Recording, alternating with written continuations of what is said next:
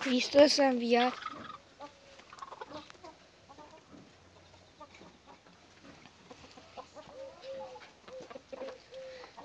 Noi nu ne-am mai văzut de mult, așa că o să filmăm de acum încolo mai des, doar o dată pe săptămână.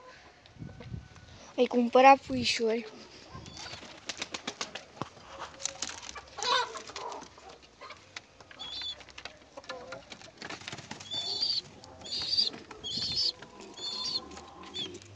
Ultimul din stânga este din porumbeii mei, cu acesta vânăt, ultimul de se uită la noi și acum i-am încercat. Noi ieri am făcut potexul cu un bun prieten de-al meu. Cum văd, puișorii mănâncă. O să mai avem puișori, dar nu în partea asta. Inelați totul. Aceștia nu sunt inelați. Iar nu mai mari.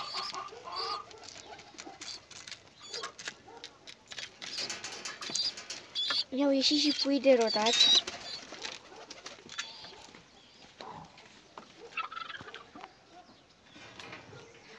Uitați, mama puișorilor acelea au luat să nu mai deranjez. Și uitați și puișorii de rotat.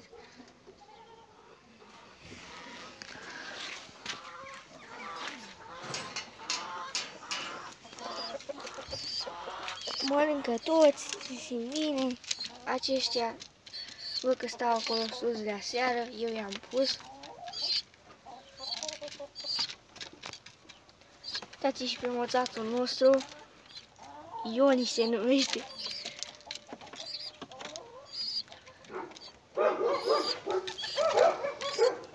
Acești puișori de jos, toți sunt voiajori, se iasă voiajori. Acesta negru din mijloc, voiajor iese. Acesta are puțin nările mai mici, mai scutitare. Cred că tot voiajor va ieși. Și acesta tot voiajor, cred că va ieși. Dar numai că are acel moț. Uitați că are nării. Acesta va ieși cu o pată albă. Uitați primul de aici. Piune într-una. E drag de el, că pionează într-una, dar n-a nicio nevoie. Când te vede pe tine omul, el pione într-una. Uitați și rotații, cum stau acolo, se vede bine. Tata al porumbeilor, puiilor, care v-am spus că i-am încercat acum de dimineață. Puteți să nu ieși cine știe ce, l-am făcut dintr-o ladă.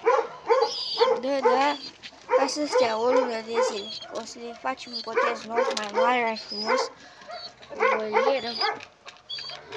Dar nu, peste o lună de zile.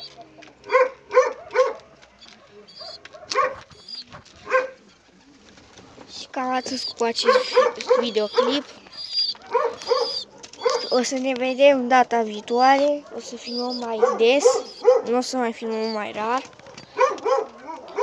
La revedere!